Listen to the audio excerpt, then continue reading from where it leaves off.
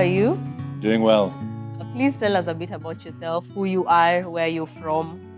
Yeah, I'm David Woollin. I'm an Englishman that lives in the USA. I've been there with my family for 10 years now, and I'm a pastor at Grace Emmanuel Reformed Baptist Church in Grand Rapids, Michigan.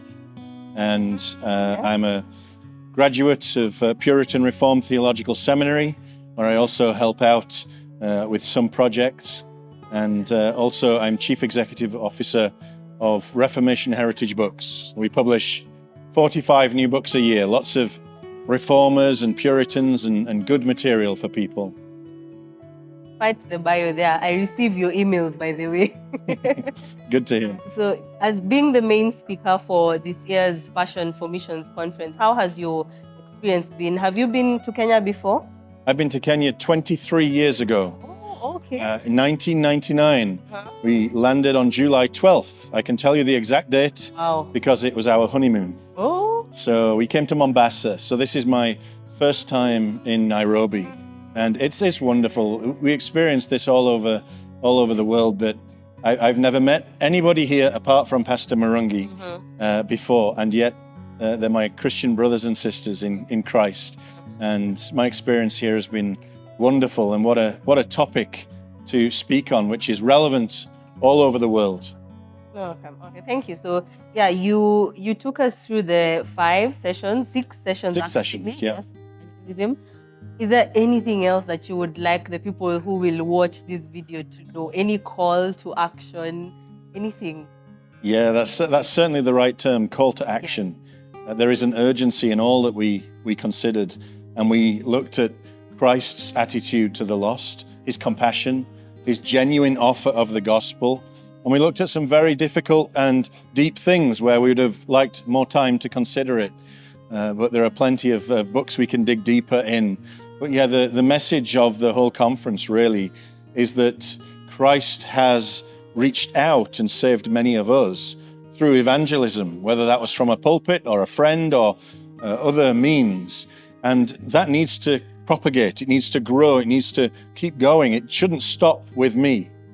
Somebody reached out to me and showed me the gospel multiple times, and God showed grace and patience and gave me many opportunities. And so that's the message. Yes, we need to understand the theology, we need to understand what's going on, but that's the end result, the call to action. Now we have to do it. And that's the hard bit, because it gets us out of our comfort zone. And that's part of why we looked at some of the church history, because we see nowadays, I work in the book industry, and many people write lots of books, and they're writing from very comfortable offices, or maybe they write a chapter in a coffee shop or something like that. And it's all very nice and comfortable. These people who are in church history or wrote books like the Puritans, they were under threat of death because of what they believed and because of what they were telling other people. They were evangelizing. And I think we've lost a lot of that. And we need to see how urgent it is, but also how important it is to be, if necessary, sacrificial, to know how important it is. It's life and death, telling people the gospel. And that's our job. Go and make disciples. We need to sow that seed. We need to have an answer for the hope that is within us, as Peter says. And so we don't just stop here. I've heard the gospel, it stops with me. No. We need to multiply. We need to tell others the gospel. And then that next generation. And God is still saving people. And until he comes again, till Christ bursts through the clouds, then we need to be spreading the gospel more and more, even if it's hard, even if it costs us. And that's what church history shows us. Thank you so much, Pastor David.